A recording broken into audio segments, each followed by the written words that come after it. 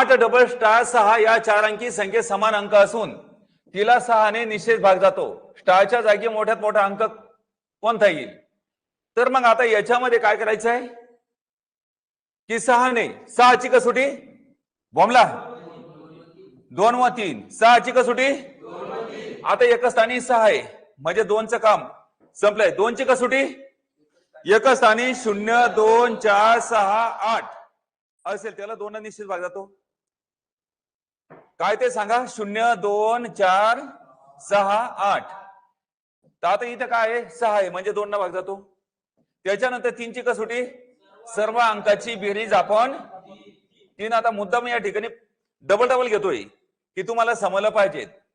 तर मग आता 3 पाहिजे इथं. आता 6 आणि 8 14 होते. तर मग आता इथं 5 आणि 5 10 दिले. 14 आणि 10 किती होईल? 24. तर मग आता स्टारच्या ठिकाणी 5 5 ठेवायचे. मग आता सांगा 8 आणि 6 14 5 आणि 5 10 14 आणि 10 किती झाले? 24. 24 या संख्येला किती भाग जातो? 3 न. 3 8 24. म्हणून ज्या संख्येला 2 व 3 ने भाग जातो त्या संख्येला 6 ने निश्चित भाग जातो.